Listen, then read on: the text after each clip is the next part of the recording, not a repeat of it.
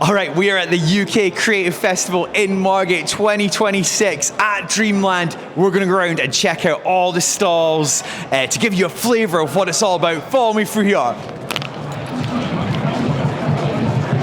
We got Becky here as well. Becky, how are you doing? Can you tell us about your stall and that? So I'm an illustrator and an artist based in Margate. So I've come down here to talk to anybody that's interested in getting into illustration, interested into getting into this creative side of kind of the business, really. I'm also just up for giving completely unsolicited life advice to anybody that comes past as well. So. What would you tell a 40-year-old man who loves music and wants to get into music? Have you got a backup plan? Because you're going to need it. I don't. But the work is absolutely amazing. So tell us, obviously your own strong aesthetic. Yes. Can you tell us about how you developed that over your time working as an artist? I mean, the last time, this is kind of a bit of a timeline of work here.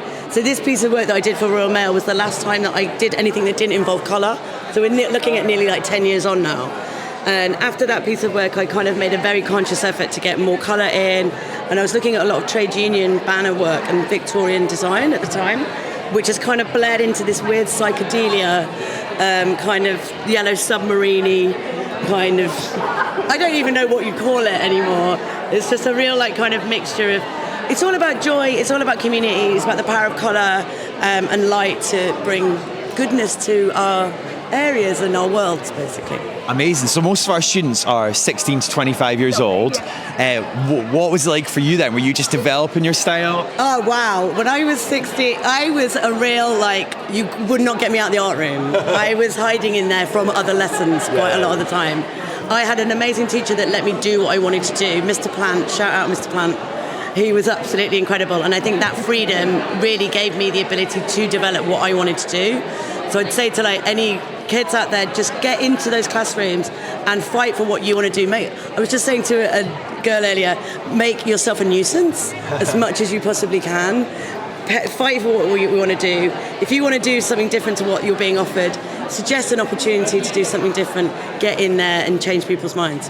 Oh, absolutely. And shout out all the art teachers, music teachers and that, helping the young people who they really do. I remember shout out Mr. Watt, that was my art teacher Watt, as well. What a legend. Like they really help, don't they? Like it's so cool. It's a real like life changer for me. That's why I do what I do. Yeah. Was it coming from that like real like he had a love for what he did and he passed that on to us.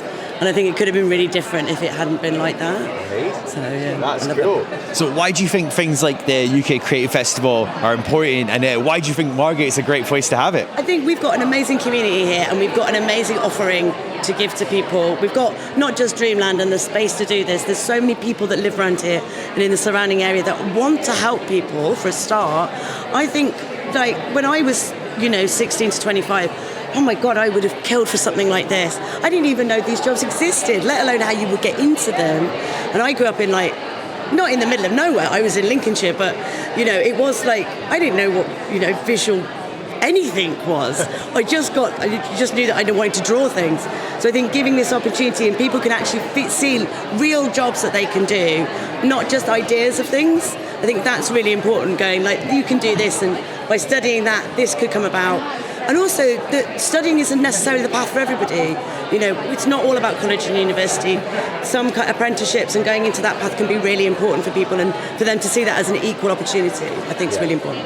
Amazing. Well, thanks so much for showing us the stall. We're going to check out the rest of the festival. Anything you're looking forward to at the festival, or are you mainly here showing your wares? I'm mainly here. I've got some friends coming down that I really want to see who are bringing their kind of like their work as well. So I'm looking forward to going around here and seeing what else is on offer, and seeing if there's a couple of talks and things later that I can get involved in. Amazing. Well, hope you enjoy it. Thanks so much. Me too. Catch you later. Guys. Cheers.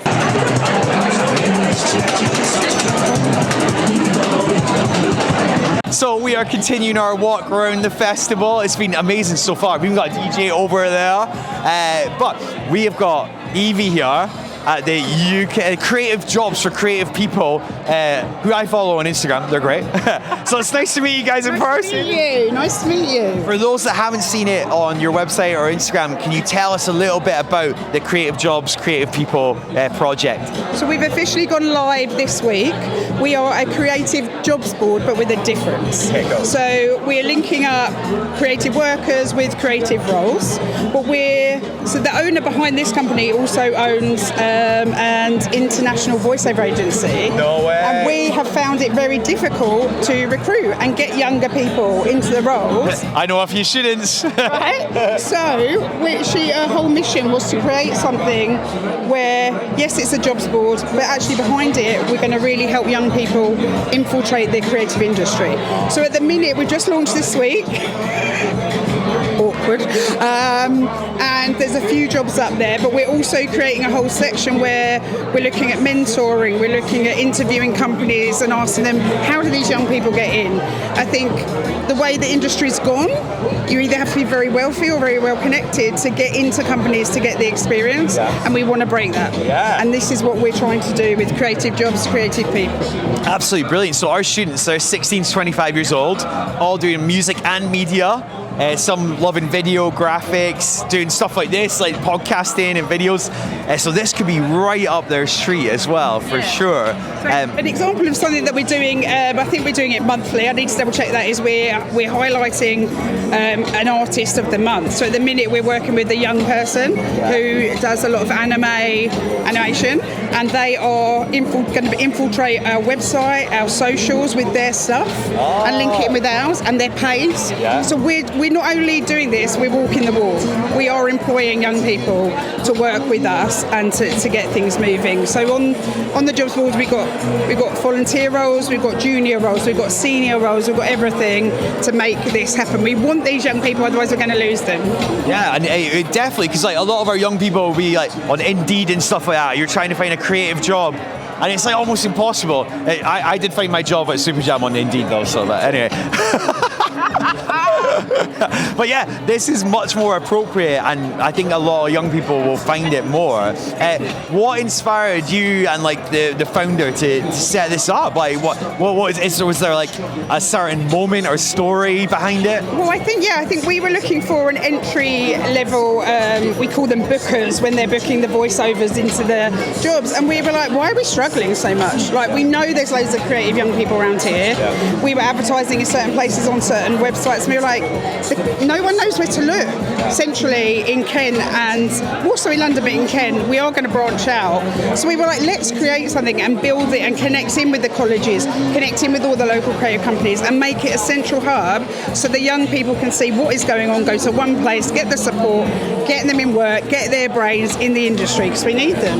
Oh, brilliant stuff. And regarding the festival, why do you think Margate and Kent's a great place to have the UK's creative festival? I moved here 5 years ago and was unaware of perhaps how much creativity goes on down here. So I went freelance when I moved here. I now work for these guys. I work for a voiceover agency. I work for a radio station. There's so many creative projects going on around here with creative people. It's near enough to London, but also I think since lockdown happened, there's loads of hybrid working. People want to be by the sea, but the level of creativity down here is insane. So yeah, why shouldn't it be here? London shouldn't have everything. Yeah, it's so true. The love. Yeah, Margate and Kent buzzing with creativity, so we're glad to be here today. We'll continue our walk around, but thanks so much, Evie. Enjoy the rest of the festival. Cheers. Cheers, take care.